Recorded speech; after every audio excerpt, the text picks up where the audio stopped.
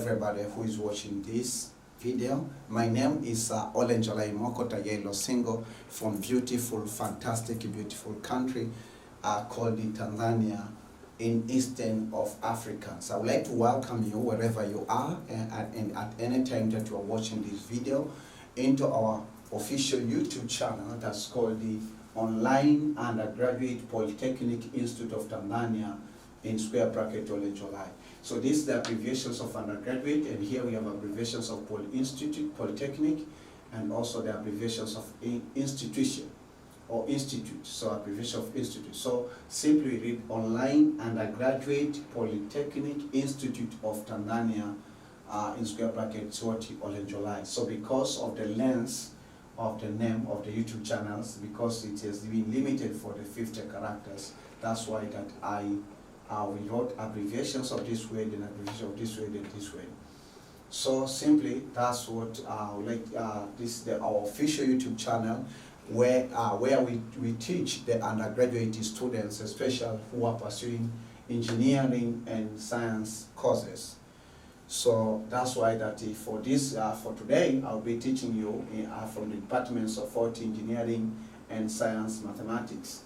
Right? Or sometimes in some of the institutions we call it mathematics for non-majors, means that for the non-mathematicians. So I would like just to tell you or to introduce to you a few things that you have to make sure that you do in order for you to stay connected, because this is not a physical institutions, or not a physical polytechnic institution, it is online. So there are some procedures that you have to follow in order for you to get connections or to get connected and even to be a part of this program. So number one, make sure that you watch the button. It means that at the bottoms of this video, you will see buttons with a red background and red text that written what is subscribe. So make sure to click that buttons so that you can subscribe. But in order for you to subscribe, you have to sign in YouTube platform by using your official either Yahoo email or Gmail. That's number one. Number two, you can also share these materials to any undergraduate students anywhere in the world at any time, right? So you can share these contents with your colleagues. Don't be selfish. And then number three, also you can watch some other videos that within this YouTube channel. And in this channel, because of the curriculums of United Republic of Tanzania, we have some of the colleges or universities under Tanzania Commission for University, we call them TCU. They have the kind of modality of learning engineering mathematics.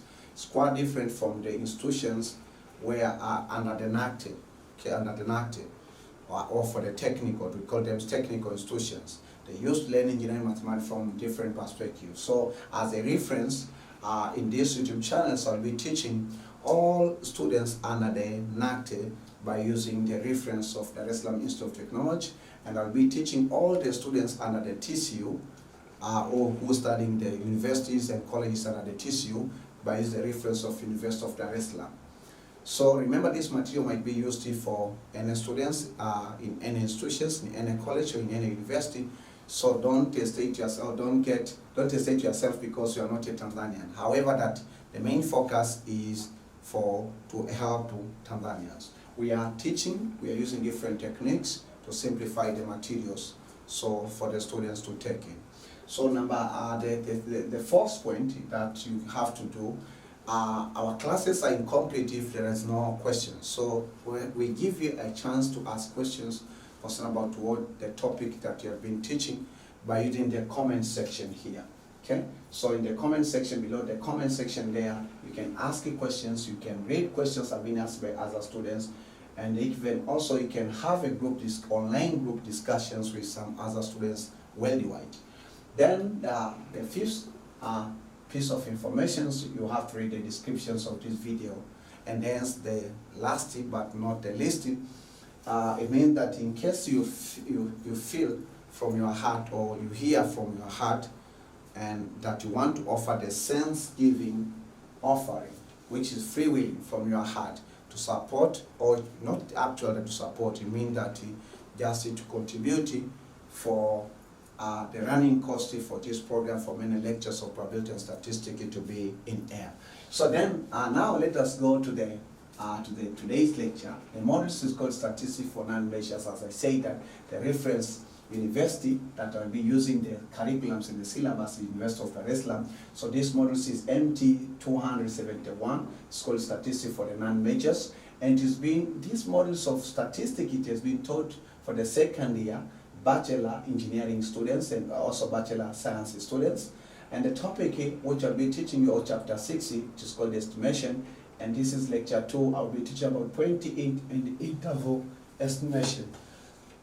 So before I go inside the lecture 2, I would like us to do the quick review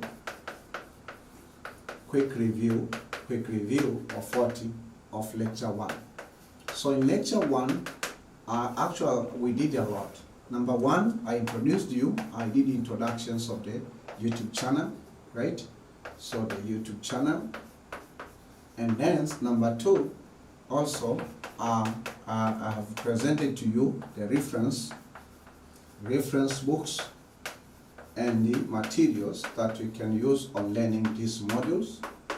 And also I shared to you the big picture, my big picture of engineering and scientific mathematics, right?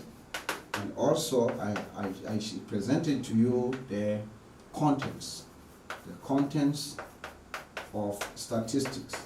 So we call them the contents. I broke those concepts into small concepts, the contents or the concepts of statistics.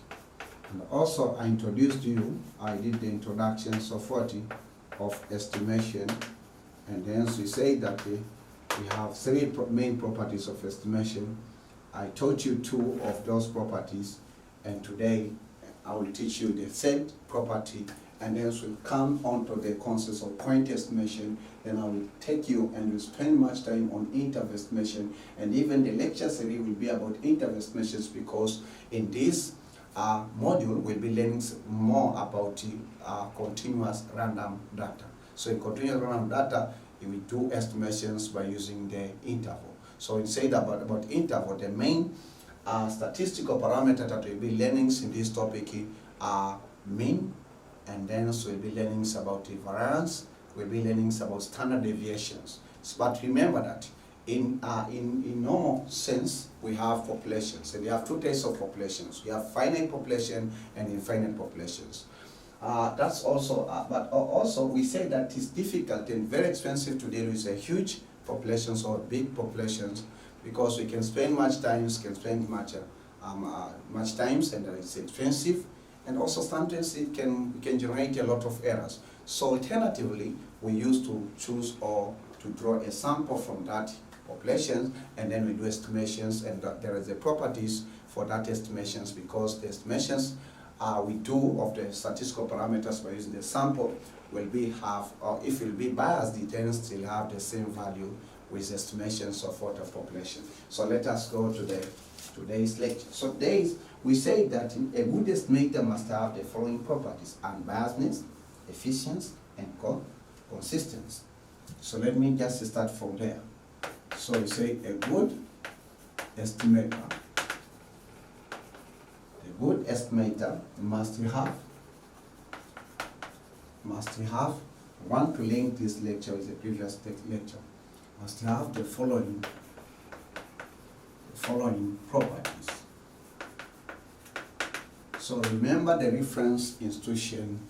The reference institution is University of Dar es Salaam, which in short we call it UDC, right? Properties.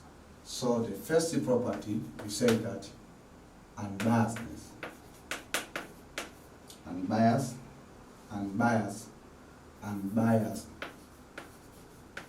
And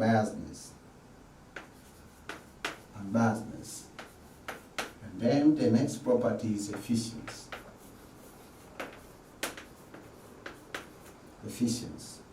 And then the next property is what? Consistency. Consistence.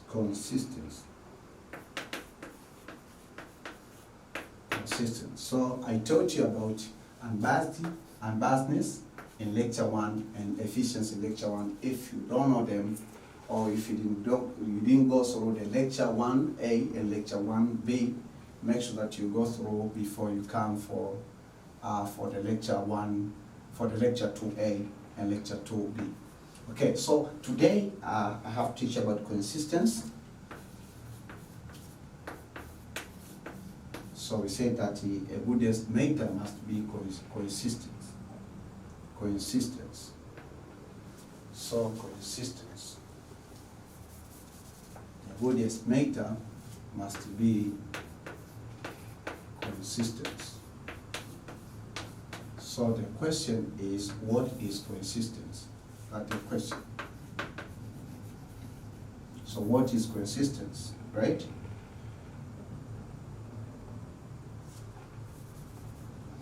So we say consistency, an estimator,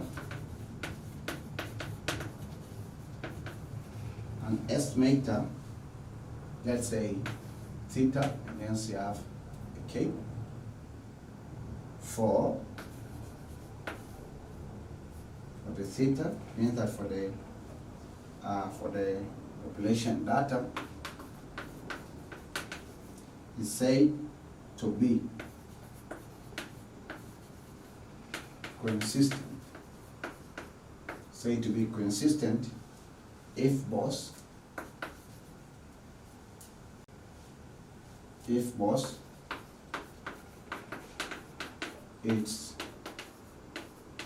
bias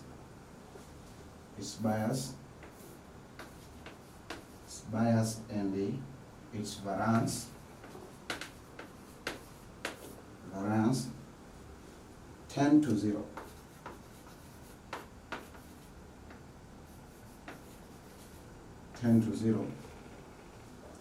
When the sample size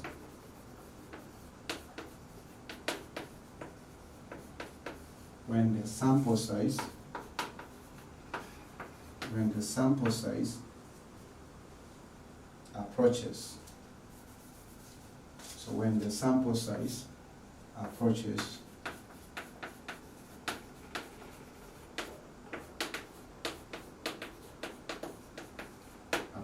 infinity. So an estimator for theta is said to be consistent if both bias and variance 10 to 0 when the sample size approaches to infinity. So that the means of consistency. So we say that an estimator, whether it is point estimator or interval estimator, well, we say it is consistent if both its bias and its variance 10 to 0 when the sample size approaches to infinity. That's the meaning, or that's the property of a good estimator. So then we have types of estimation. So you have types of estimation. What are the types of estimation? So you say that according to statistics, there are two types. Two types of estimation that are the first one, point estimation.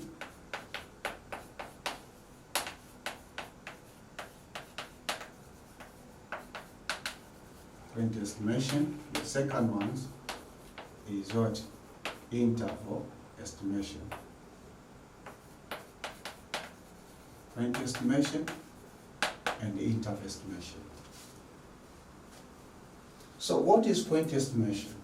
Okay, next question, because it's a part of this lecture. Point estimation. Say point estimation. Point estimation. An engineer or an engineering student or scientific student. What is point estimation?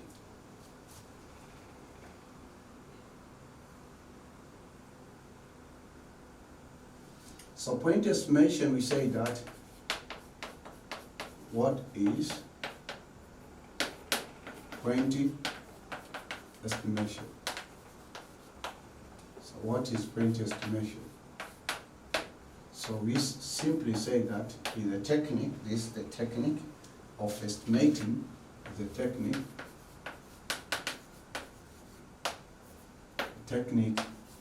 of estimating a population parameter, estimating a population parameter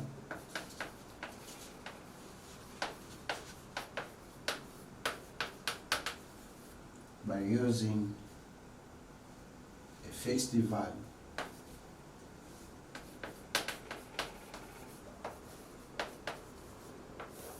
By using a fixed value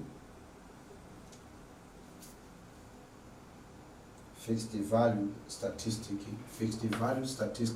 or estimator.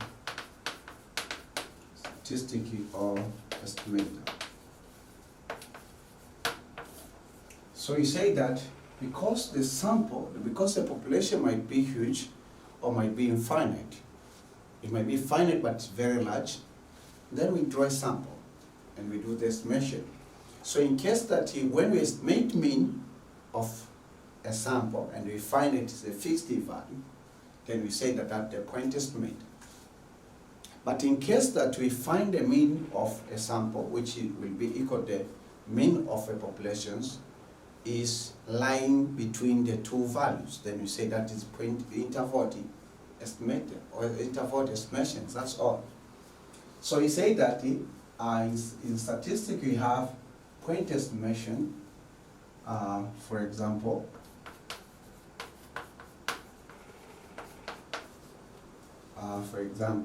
there is point estimation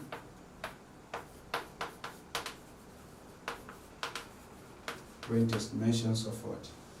Of mean of population, of variance, okay, point estimations of mean, point estimations of variance, and point estimations of what?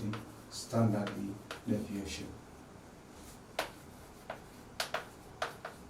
Standard deviation. In case that you want to dig into this course of point estimation, make sure that you visit the playlist of the video that called the probability and statistics, or called the statistical estimations for the we call them for the NACT institutions. So for example, for the Dar es Salaam Institute of Technology, we learned this and taught these concepts of point estimations by teaching these examples. Point estimations about mean, point estimations about variance, and point estimations about standard deviation. So if you want to dig, make sure that you go into that playlist. You'll find too much details. But according to the curriculums of universities under the TCU, or for instance, University of Dar es Salaam, they just introduced the concepts of point estimation, and then they put a lot of effort on interval estimation. So that's all about point estimation. So let us now go to interval estimation. So that is so this is 6.2, and then we go for 6.3, and we have the terminology we call the interval. Say interval estimation. Because if you say, you are writing in your mind. Interval estimation. So the question is, what is interval estimation? What is interval estimation? That's the question. What is interval estimation? What is interval estimation? Ask yourself, pause the video and ask yourself, and then try to answer before you watch the response. So you say interval estimation, we say that is a technique. So we say interval estimation, we say that is a technique that applies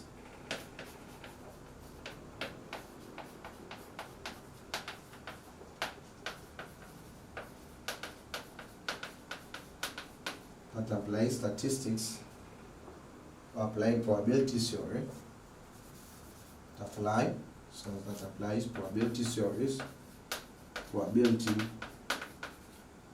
theory, right, that apply probability theory to determine an interval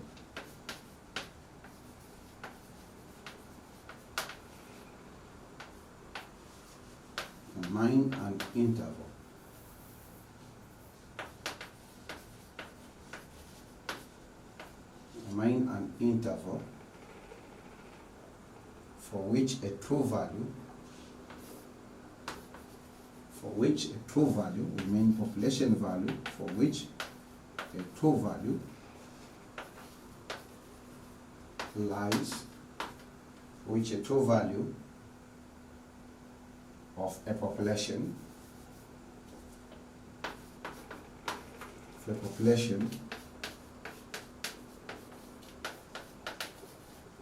lies. That's the meaning of pointing estimation. So point estimation, interval estimation is a technique. Interval estimation is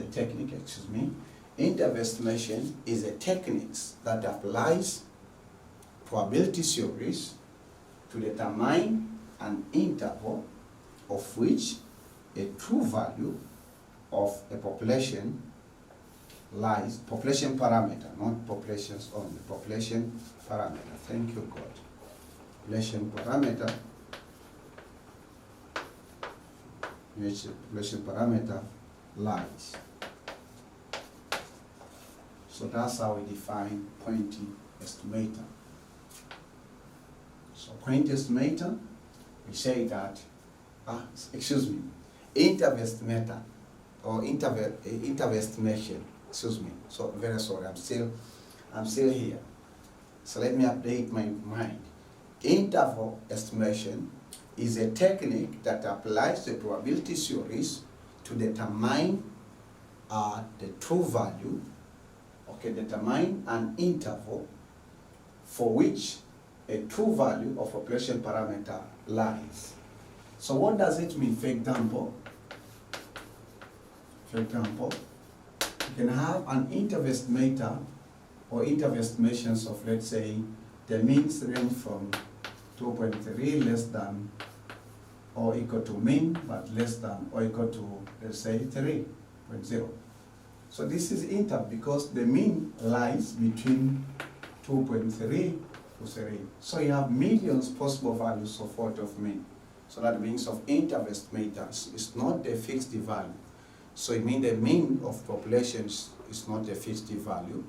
The variance of the population is not a fixed value. The standard deviation of the population is not a fixed value.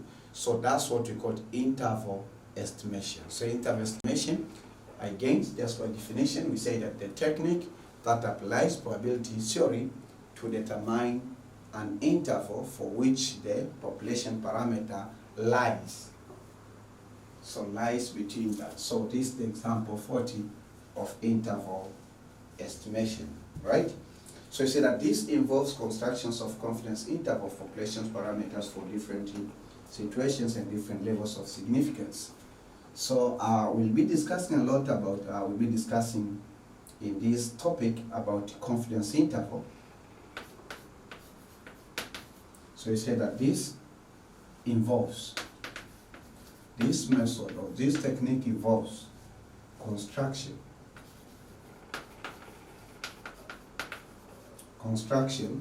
of confident interval. Constructions of confident intervals, confidence intervals of population parameter.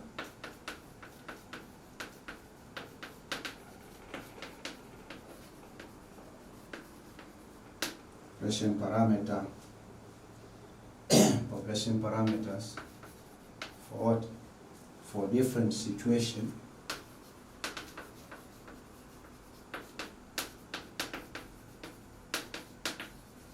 different situations, and the different levels.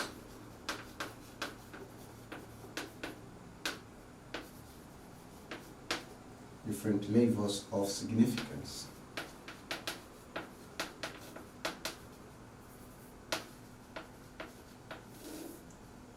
So this involves constructions of confidence interval. We'll be constructing confidence interval of population parameter for different situations and different levels of significance.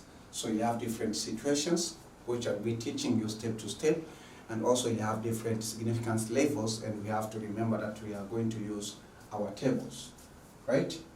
So that is great.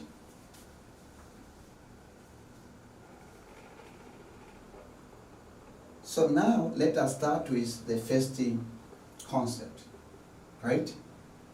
So the first concept of constructing the confidence interval population parameter for population mean. As we say that this is interval estimator, so you have to make sure that everything is going on.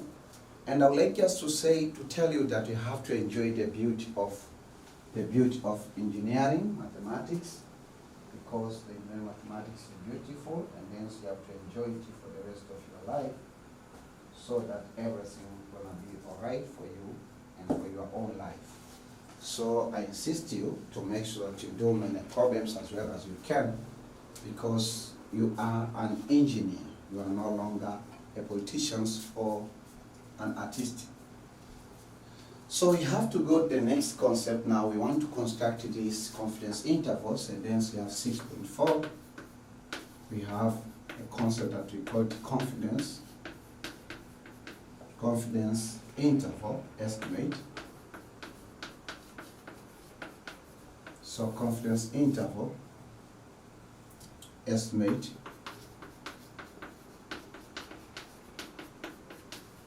for a population mean. For population mean when the variance is known. For population mean when the variance is known. Of course, you have the case when variance is known and when the variance is unknown. When the variance is known. When the variance is known. So I would like to teach you how you can compute the confidence interval estimate for a population mean when the variance is known. And then I will teach you again later in this lecture how we can find the confidence interval, or we can construct the confidence interval estimate for a population mean for unknown, for when the variance of populations is what is unknown.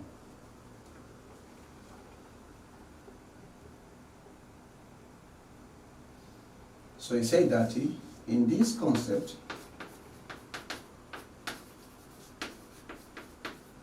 the distribution table,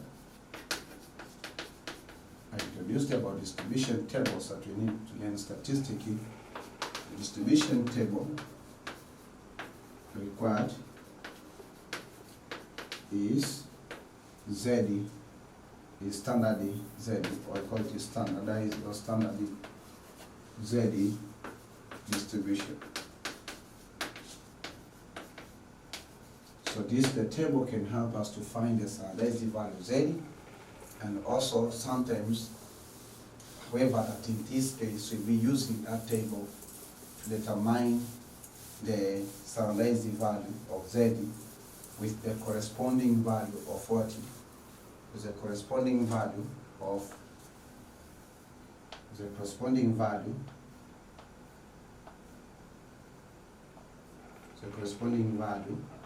given probability.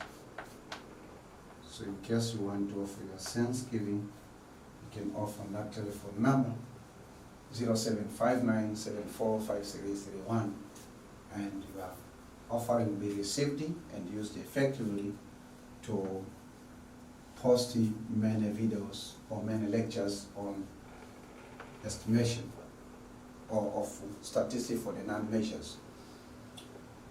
So again, we say that the formula for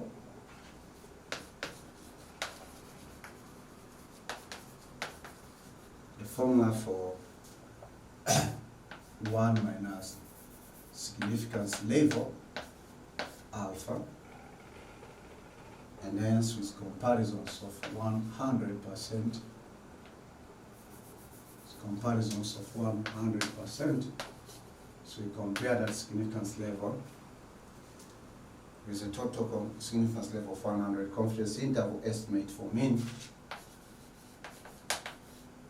confidence interval for mean of population, is given by this general formula. So we say that the confidence interval by, or the confidence interval equal to population mean is confidence interval. So we say that the population mean by population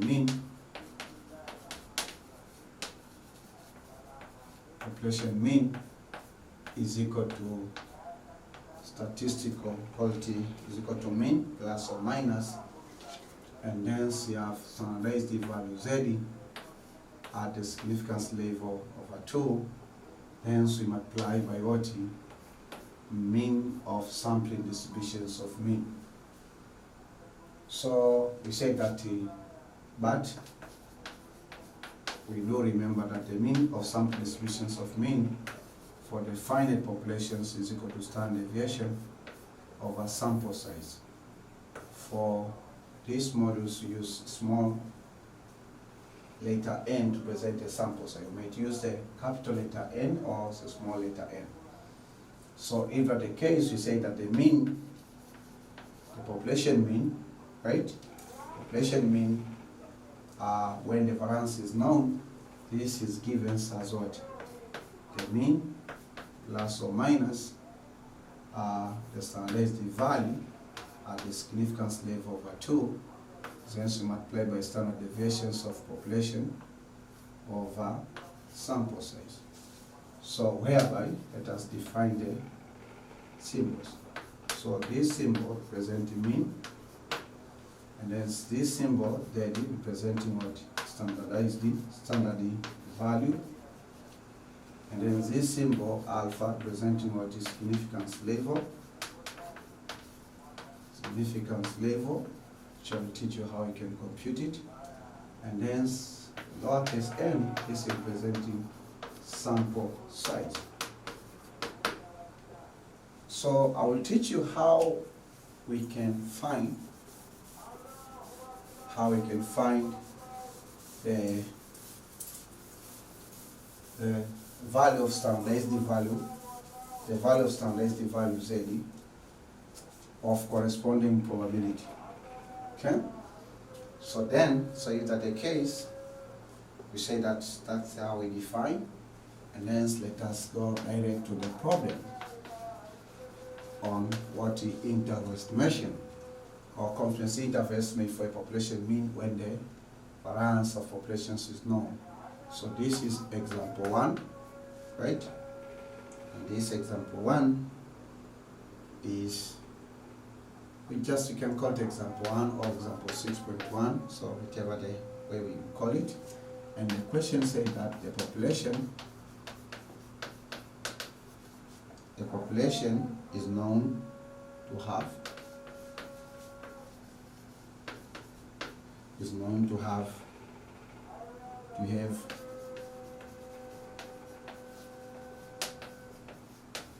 a variance of what? So it's known to have a variance of 81. A random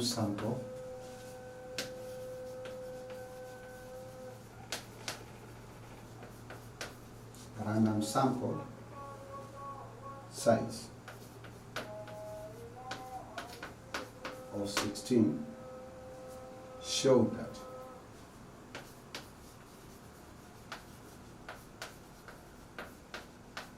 show that mean is equal to 10.5. Estimate the population mean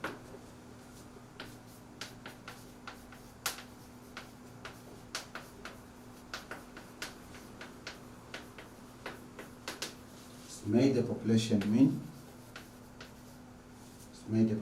mean by means of 95. Beautiful example. 95 confidence interval. The 5 confidence interval.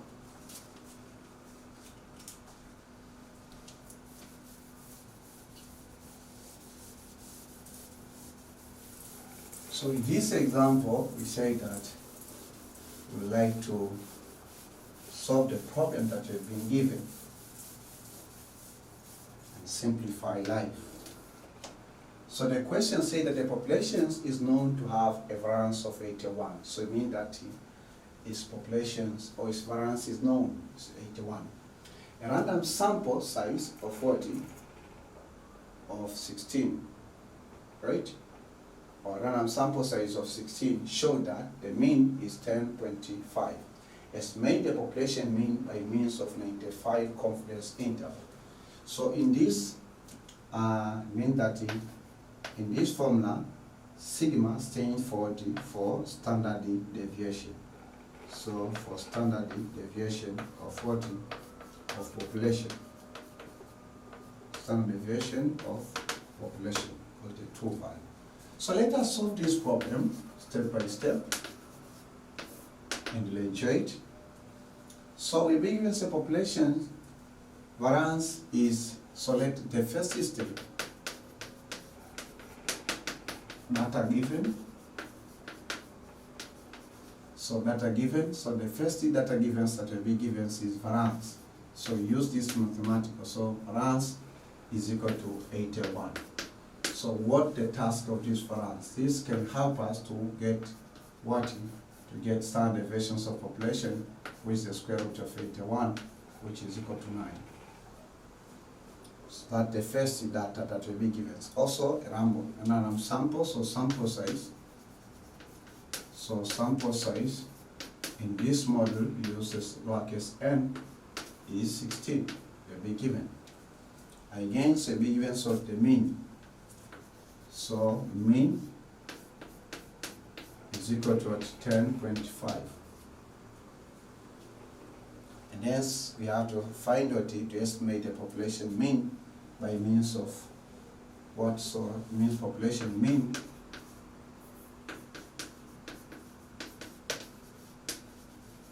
the estimate of population mean. This is what we require. Okay, that's what we require. So from this formula that population mean, so here we can say that this is estimate population mean, right? Okay, fine. That's the first step. We have the given data. We know the standard deviation. We know the sample size. We know the mean. We don't know this value. Okay, so you don't know that value. So you say that in the second step, you call the formula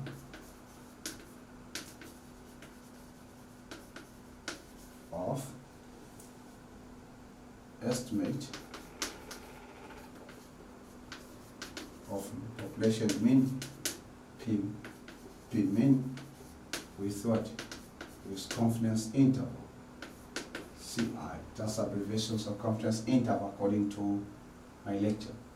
Confidence interval, that is mean is equal to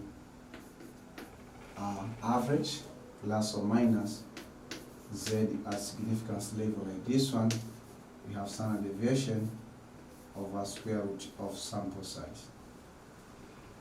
Right? So that is. So then, to recall this formula, we have this data, we have the data for this, we have the data for this, and we don't have this one. So it means that in the third step, steady state, we say that first of all, let us determine what we say that determine the probability. I've just written some of the steps. So let us determine the first state. Let us determine half of significance level. Determine a value, determines a half of significance level, which is that one. So first of all, determine this one. We say that the significance level is equal to 100% minus 95% that will be given us from the question. So minus what? 95% that will be given us from the question. So this is 5%. And if it's 5%, you can say that this is 0.05%. Is it? Right. So then now, the half of significance level will be 2.5. It means it will be 5% divided by 2. So the answer is 2.5%. And this is equal to what? 0.025 in terms of 40 decimal. So that the value of half of significance level. So when you have the value of half of significance level, now we know that the half of significance level, which is a half over 2, this is 0.025. So listen carefully. So what the corresponding, so for example, if we refer the, mean that want to know the probability, for instance, that we say that this is the first step, use, standardize the Z distribution, or use the distribution to find Z at a half of significance level corresponding to 2.5%. So if you sketch the frequency, if you sketch the normal distribution curve, so what are you going to recognize? This is a symmetry, say 0.